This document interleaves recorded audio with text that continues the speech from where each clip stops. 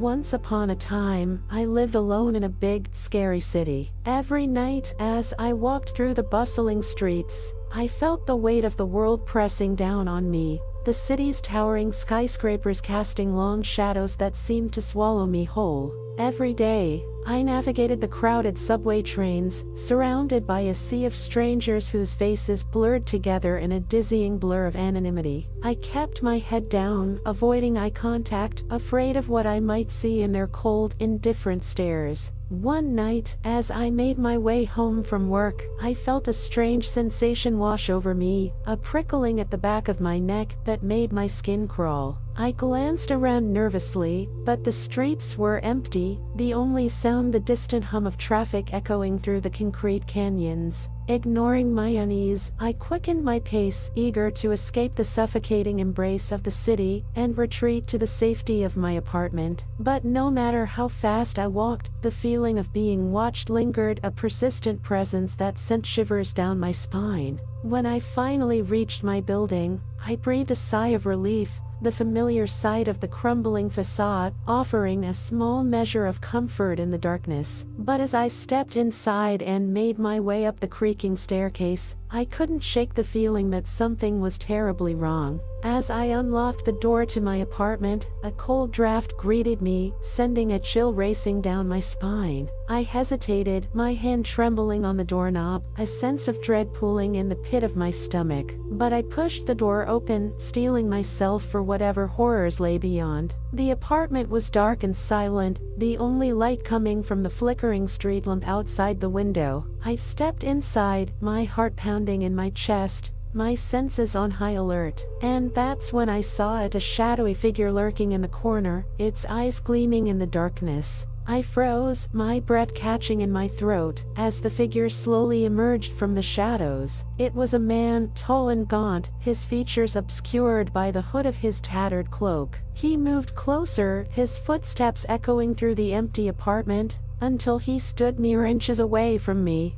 I tried to scream, but no sound escaped my lips, the terror gripping me like a vice. The man reached out a hand, his touch icy cold against my skin, as he whispered words that sent chills down my spine. And then, just as suddenly as he had appeared, he was gone, leaving me alone in the darkness, trembling with fear. From that night on, the strange occurrences only grew worse. I would wake up in the middle of the night to find objects moved or missing, strange symbols etched into the walls of my apartment. I would hear whispers in the darkness, voices that seemed to come from nowhere and everywhere all at once. I tried to convince myself that I was imagining things, that the stress of city life was playing tricks on my mind. But deep down, I knew the truth. There was something sinister lurking in the shadows of the city, something ancient and malevolent, that wanted to consume me. I became paranoid, jumping at every sound, afraid to leave the safety of my apartment. I stopped going to work, stopped seeing friends, convinced that the city itself was out to get me. But no matter how hard I tried to escape, the darkness followed me wherever I went, a relentless force that refused to be ignored. And then, one fateful night, as I lay huddled in my bed, the whispers returned, louder and more insistent than ever before. They spoke of ancient secrets and forbidden knowledge, of a power hidden deep within the heart of the city, waiting to be unleashed.